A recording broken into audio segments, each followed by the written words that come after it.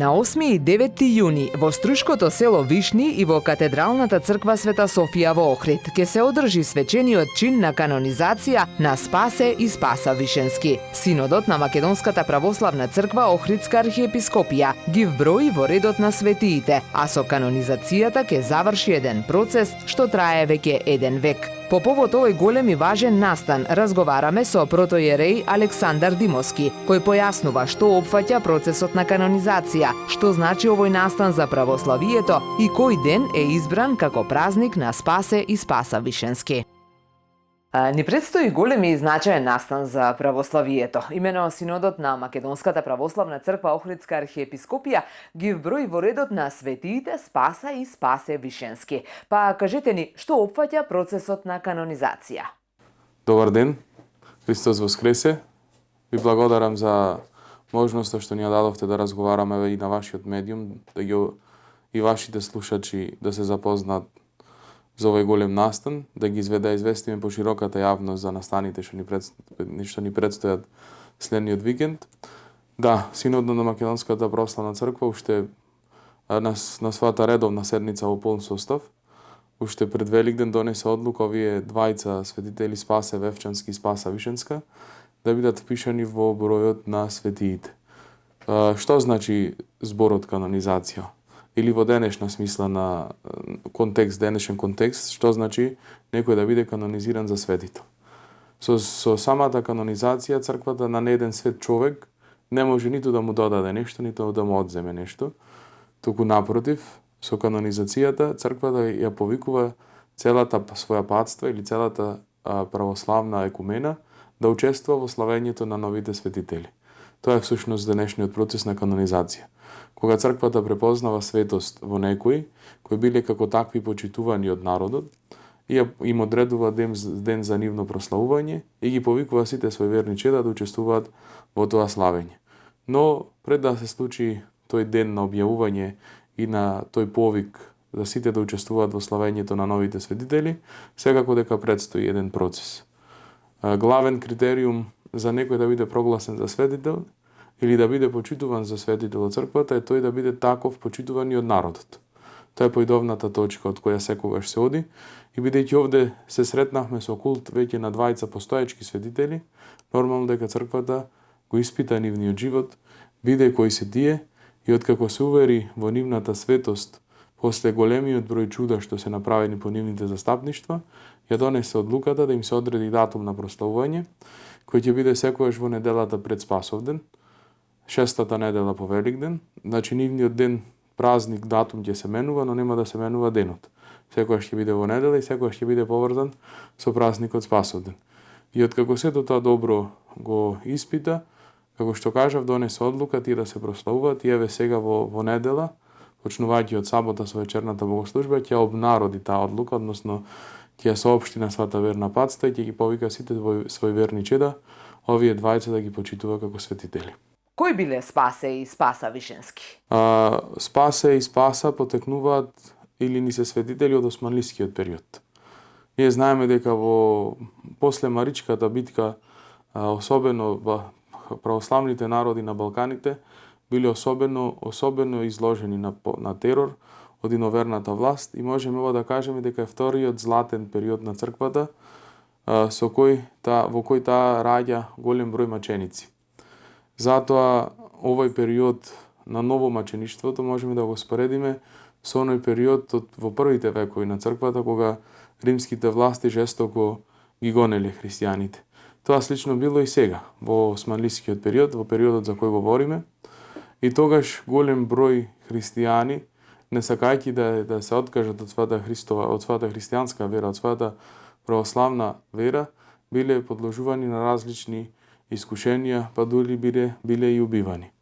Света Спаса знаеме дека, односно според преданието што народот го зачувал, знаеме дека пострадала маченички, се закитила со двоен венец, како што вели нејзиното житие, таа не сакајќи да ја осквернат османлиите, сакајќи действена до крај да му остане верна на својот Господ, ќе пострада маченички, не откажувајќи се од својата православна вера, и затоа можеме да ја вброиме во редот на действено маченички.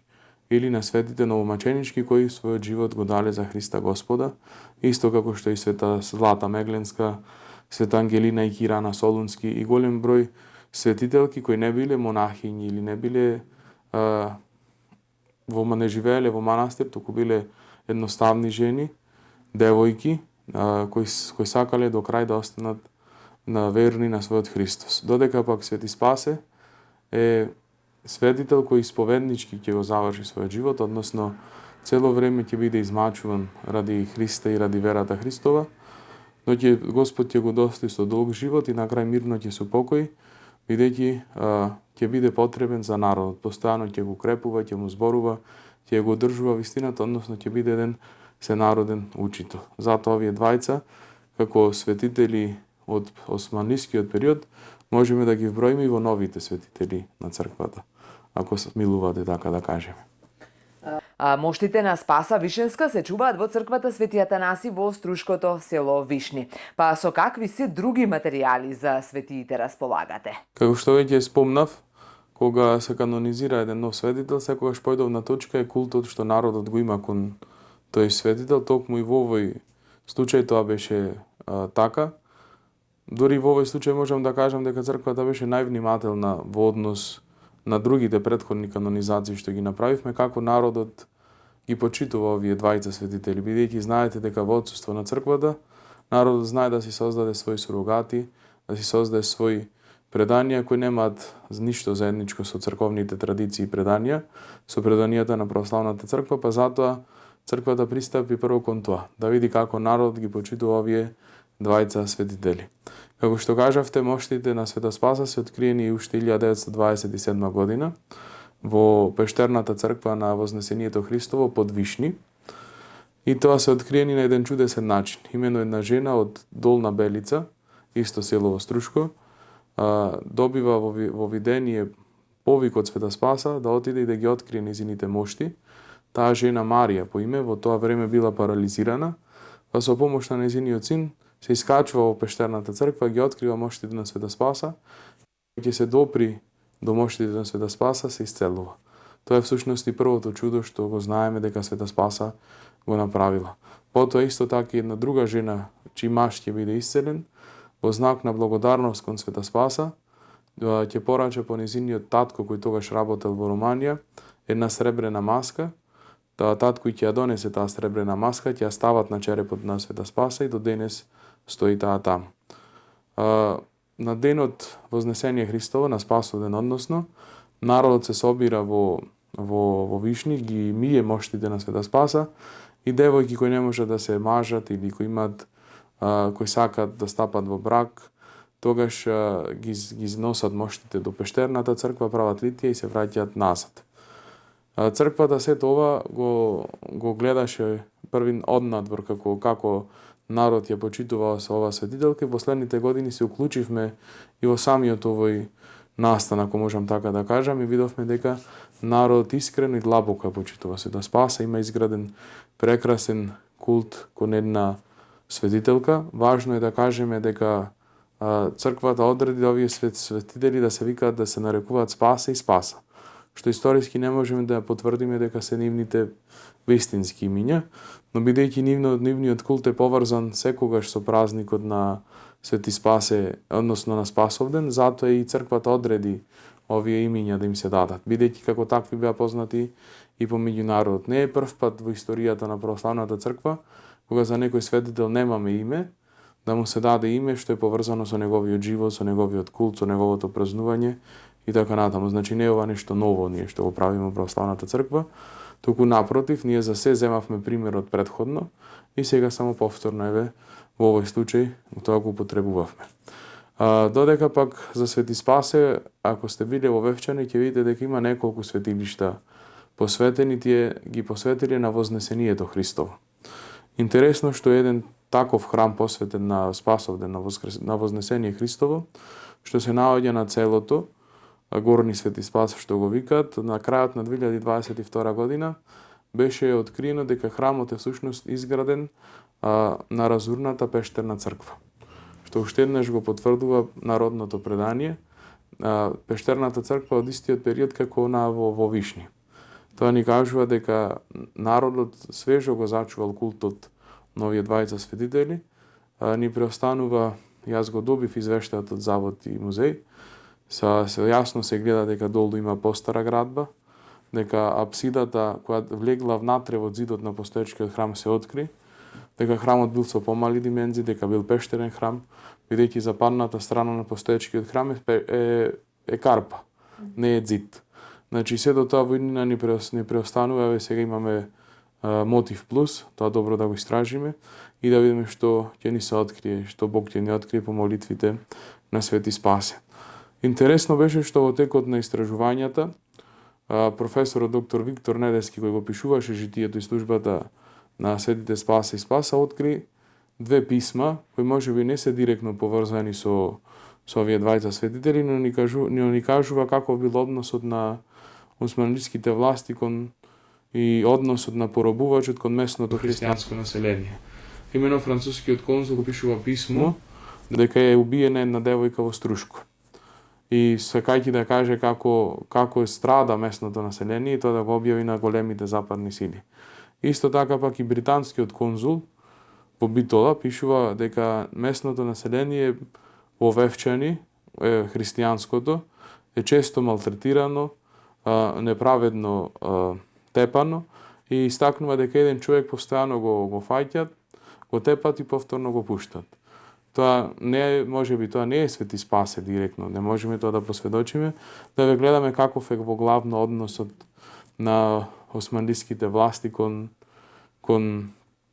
местното христијанско население. И кога народот во колективната меморија се зачувал еден ваков спомен, тоа не е случајно, бидејќи знаете дека народот наш постојано страдал во тој период. А за некој да биде колективно запомнат, тогаш требало да има некоја посебна причина. И несомнено имаме посебна причина, затоа што светоста на овие двајца секојдневно се засведочува. Појдете во Вишни, во некој викенд ќе видите колку луѓе има што доаѓаат да побарат помош од Света Спаса пред незините мошти, да се помолат, да заблагодарат за некој чудо.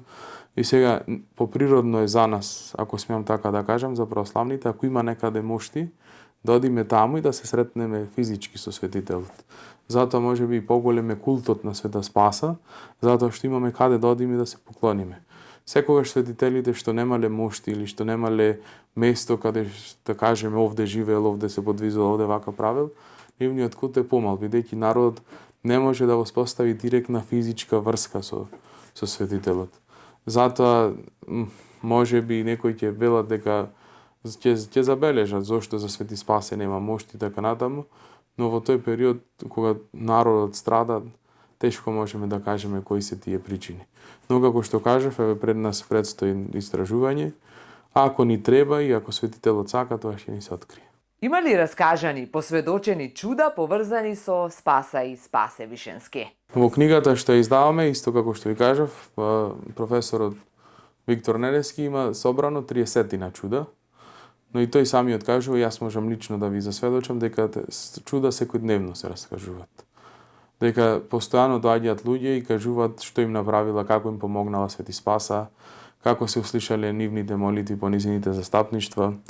Доаѓаат луѓе што кажуваат како добиле чеда откако дошле да се помолат на Света Спаса, девојки кои се омажиле откако ги носеле низините мошти, така натаму. Исто така, постарите жители на Вевчани и на Вишни знаат за светлината што се кревала од храмот Горни Свети Спас во Вевчани и заминувала кај Света Спаса во Вишни. И тоа не е еден двајца, туку тоа е, да речем, и колективно може да се каже, затоа што еден двајца може би има простор да се посомневаш дека лажат или дека се договорили, но сите идентично го раскажуваат тоа. И добро е што во книгата со име, со презиме, со старосна возраст, со живење е запишано кој и како посведочил. Да не испадне после дека некој измислува нешто, туку се луѓето од некој од нив се уште живи и можат секому да раскажат тоа што се случило. Напоменавме на почетокот, светиот чин на канонизација ќе се случува овој викенд во селото Вишни и во Охрид. Што значи овој настан за православните верници и што ќе се случува? На 8 вечерта, во сабота, во 16 часот, ќе започне вечерна богослужба во Светиот Анасија во Вишни. После вечерната ќе ги измиеме моштите на Света Спаса. Тоа се случува кога се откриваат моштите на некој светител, се измиваат, се пее молебен канон кон него, ги повикуваме, односно го повикуваме негово молитвено застапништво за нас, и ги ставиме моштите на Света Спаса во нов кивот, во нова кутија, и после тоа ќе ги донесеме во Охрид. Во Охрид во истовремено во 17 часот ќе започне вечерна богослужба. Во 18 е предвидено да стигнат моштите на Света Спаса. Владиката, неговото високо преосвещенство митрополитот Деварско-Гичевски господин Тимотеј ќе ги пречека. Ќе отслужиме последен парастос. Парастос знаете дека е помен за покојните, и после тоа моштите ќе бидат оставени во храмот, а следниот ден после пречекот на архиереите, на неговото блаженство архиепископот Охридски македонски господин Стефан и на останатите архиереи, ќе биде прочитана на почетокот од литургијата, ќе биде прочитана одлуката за канонизација на овие двајца светители. Синодот ќе објави кога ќе се прославуваат. Архиепископот ќе го благослови народот со новата икона на овие двајца светители. Ќе се поклониме пред иконата и пред моштите на Света Спаса, и всушност тоа е процесот, односно чинот на канонизација. Кога ќе се објави одлуката, како што кажав и на почетокот, дека овие двајца се прогласени за светители. Моштите на Света Спаса во недела, да знаат и вашите слушатели, дека ќе бидат цел ден во храмот Света Софија. Кој сака да оди да се поклони, последниот ден повторно ќе се вратат во Вишни. Тоа е на денот на канонизација, и треба да, за наша голема радост, да знаат верниците дека ќе имаме гости од други помесни православни цркви, од соседството. Тоа е голем благослов, и тоа значи дека култот за овие двајца светители веќе ќе има и надвор од нашите граници, ќе се рашири. Овие што ќе дојдат гости сигурно ќе понесат впечатоци од самиот ден и од светителите, ќе ги пренесат на своите народи и така натаму. Всушност така и се проширува култот на еден светител, кога за него се раскажува и за неговите брзи застапништва и надалеку од местото каде што живеел. Тоа е за процесот на канонизација и за чинот на канонизација. Што значи пак за нас само тоа? Значи дека црквата во Македонија е жива. Значи дека нашите мајки се уште раѓаат светители. Дека светителите не се некое далечно минато, дека имаме светители што живеат меѓу нас, кои имаат дарови, кои примиле дарови од Светиот Дух исто како древните светители, дека црквата и нив ќе ги прославува еден ден, дека светителството не е нешто туѓо за православниот човек, дека светителството не е нешто недостижно за православниот човек, туку секој оној што живее во црквата знае дека ако го исполнуваме Евангелието и се она што Господ ни кажал во Евангелието, тогаш сме и ние светители, односно ќе засветиме пред светот како светила. Всушност и затоа сме повикани сите ние христијаните, како што вели Евангелието, така да засветли вашата светлина пред луѓето, за да ги видат вашите добри дела и да го прослават вашиот Отец кој на небесата. И овие светители сите предходно има една цел, да го прослават Бога. И ние затоа се поучуваме од нивниот пример. И гледаме како живејќи праведно тие го прославија Бога. И со својот живот и со својот крај. Тоа е всушност, тоа е најважното во една канонизација и во прослава на едни светители. Да се поучиме од нивниот пример и да земеме дел во нивното наследство. Тоа е светоста. Затоа што, како што кажав, како наши предци, тие ни оставиле и наследство. А наследството е токму тоа. Светоста во која сега црквата не повикува сите да земеме учество. Вие споменавте Ноеве за крај. Кој датум е избран како нивни празник? Да, нивни празник ќе биде неделата пред Спасовден. Знаеме дека Спасовден е 40 дена после Великден. Значи, нивниот празник ќе биде секогаш во 6-та недела после Великден. Или неделата подобро, за да запамтат слушателите, неделата пред Спасовден. Датумот ќе се менува, но денот ќе останува секогаш ист. Тоа ќе биде недела. Знаеме дека тоа зависи од Великден. Великден може да се падне во временска рамка од 4 април до 8 мај. Па зависно од тоа, така ќе се менува и празникот на двајцата светители.